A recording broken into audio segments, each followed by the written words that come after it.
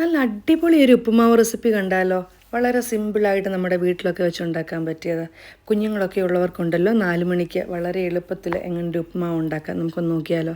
അപ്പോൾ ആദ്യമേ തന്നെ ഞാനിവിടെ എടുത്തിരിക്കുന്നത് റോസ്റ്റഡ് റവയാണ്. റോസ്റ്റഡ് റവ കിട്ടിയില്ലെങ്കിൽ നമുക്ക് റവ മേടിച്ചിട്ട് നമുക്ക് വറുത്താൽ മതി കേട്ടോ. അപ്പം അതിനാദ്യമേ തന്നെ ഒരു പാൻ വെക്കുക. പാൻ വെച്ച് പാനൊന്ന് നല്ലവണ്ണം ചൂടായി അതിൻ്റെ വെള്ളമൊക്കെ ഒന്ന് മാറിക്കഴിയുമ്പോൾ അതിലേക്ക് ഞാൻ 1 ടേബിൾ സ്പൂണ് ഗീയും 1 ടേബിൾ സ്പൂൺ സൺഫ്ലവറുമാണ് ഒഴിച്ചിരിക്കുന്നത് കേട്ടോ. നല്ലവണ്ണം ചൂടായി കഴിയുമ്പോൾ അതിലേക്ക് ആവശ്യത്തിന് കടുക് ഇട്ട് കൊടുക്കുക. 2 സ്പൂൺ ഉഴുന്നിട്ട് കൊടുത്തിട്ടുണ്ട്, വറ്റൽമുളക്, പച്ചമുളക്, കുറച്ച് ഇഞ്ചിയും ഇട്ട് നല്ലവണ്ണം ഒന്ന് ഇളക്കി കൊടുക്കുക കേട്ടോ. അപ്പം ഇതിനകത്ത് വേണ്ടിയവർക്ക് ഈ സമയത്ത് ഞാൻ ഇതിനകത്ത് കാഷ്യൂ മാത്രമേ ചേർത്തിട്ടുള്ളൂ. വേണമെന്നുള്ളവർക്ക് കപ്പലണ്ടിയും ചേർക്കാം, കിസ്മിസും ചേർക്കാം. പക്ഷേ ഞങ്ങളുടെ പിള്ളേർ ഇതിനകത്ത് ഈ കപ്പലണ്ടിയും കാഷ്യൂയും കിസ്മിസും എല്ലാം സൈഡിലോട്ട് മാറ്റി വെക്കും.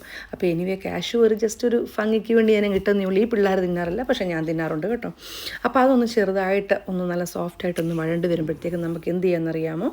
അതിലേക്ക് ഞാൻ ഒരു ചെറിയ ഒനിയൻ ഇട്ട് കൊടുക്കാം. ഒത്തിരി വലിയ ഒനിയൻ എന്നിട്ടുണ്ട് കേട്ടോ. ഒരു മീഡിയം സൈസ് ഒനിയൻ കട്ട് ചെയ്ത് ചോപ്പറിൽ കട്ട് ചെയ്യുന്നതായിരിക്കും കുറച്ചുകൂടെ ഭംഗിയായിട്ട് കിടക്കുന്നത് കേട്ടോ. അത് തന്നെയല്ല, കുഞ്ഞുങ്ങൾക്കൊക്കെ ആണെങ്കിലും കടിക്കാനും ടേസ്റ്റ്.